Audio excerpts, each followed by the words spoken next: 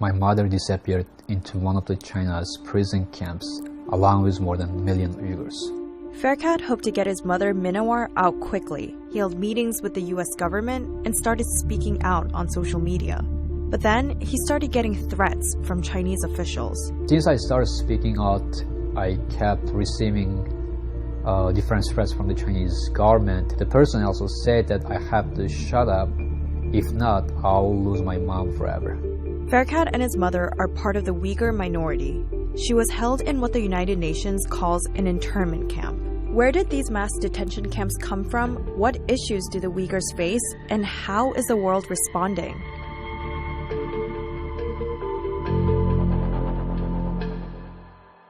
Let's lay out the basics.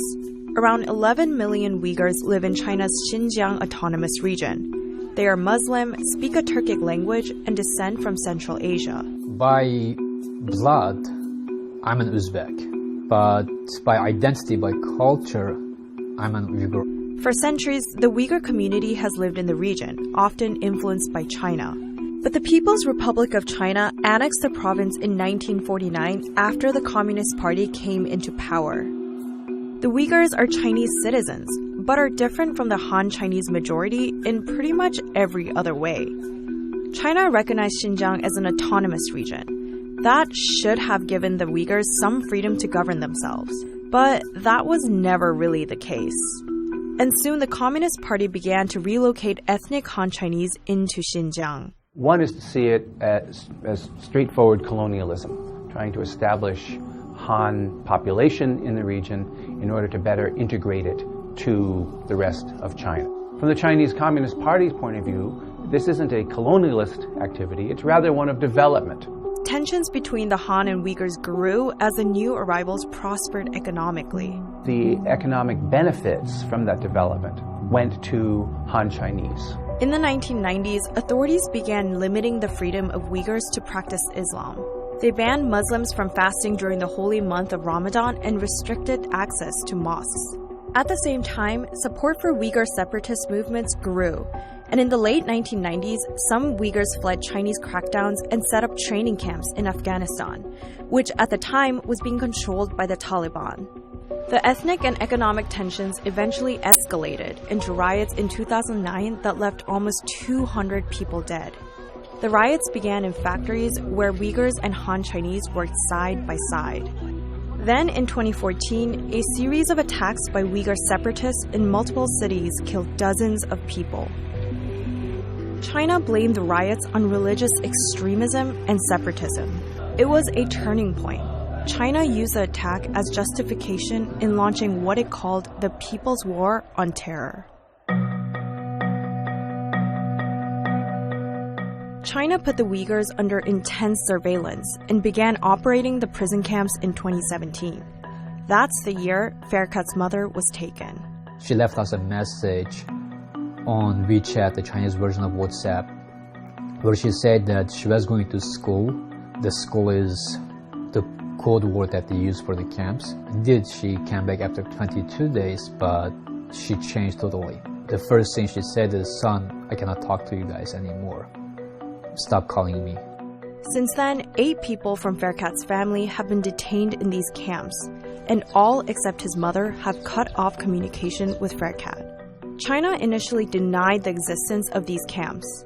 There's what we call vocational education and training centers. They are there for the prevention of a terrorist. Critics maintain that in many cases, the camps are used for forced labor. And they also say that these camps exist to wipe out the Uyghur language and culture. These images are from state TV, and they show a more sanitized version of life inside. But detainees are forced to renounce their religious beliefs and embrace the ideology of the Communist Party. In March 2019, U.S. Secretary of State Mike Pompeo met with Ferkat. He praised his bravery in speaking out. 3 months later, Ferkat's mother was released to her home in Xinjiang, but stripped of her freedom and unable to reunite with her son. My mom was released on end of May 2019. Even though she was released, but she was given a phone by the Chinese police to talk to us. China has tried to suppress information on the camps.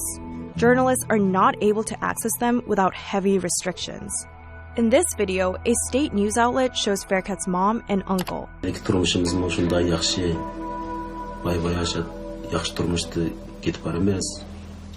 suggests even Uyghurs living outside the camps, like Faircat's mother, remain unable to speak freely.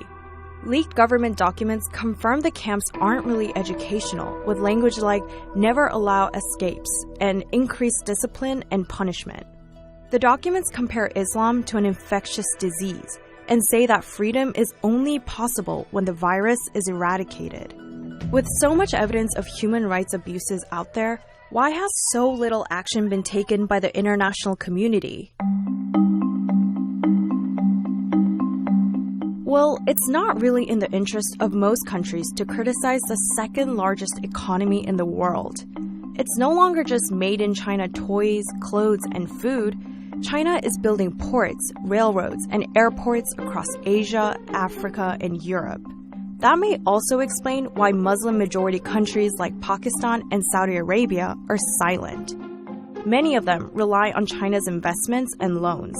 Many states that are financially dependent on China have been willing to join Chinese efforts to say everything in Xinjiang is fine. And then there's China's war on terror rhetoric.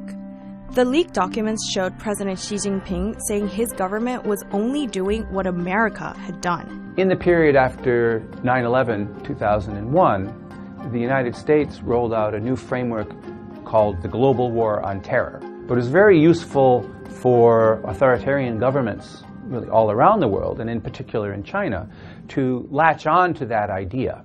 But another reason countries are reluctant to speak up is that they want the tools the Chinese government is using against the Uyghurs. Surveillance technology in smartphones and security cameras allow the Chinese government to constantly monitor people's behavior and location without their consent. We have documented facial recognition, the use of biometric data, and then actually reverse engineered an app that's used by police to aggregate enormous amounts of information about people's behavior. Since 2017, China's invested billions on security in Xinjiang, and more than 60 countries have already purchased Chinese surveillance tech, and it's now being put into use around the world. So can anything be done to hold China accountable?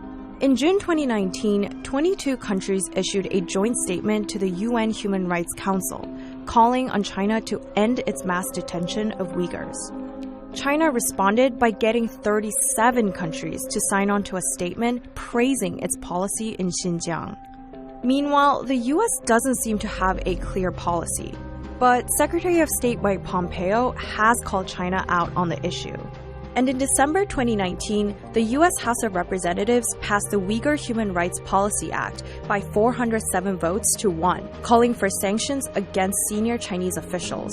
But it still has to be approved by the Republican-controlled Senate before it's sent to President Trump. The White House hasn't said yet whether Trump will sign or veto the bill. Unsurprisingly, China was furious with the legislation. Lobbying efforts by Uyghurs like Faircat, who spoke out despite the risk to their families, helped persuade Congress.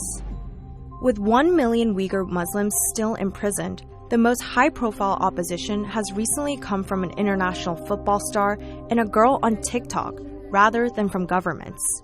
But Faircat and others believe more people need to keep the pressure up on China.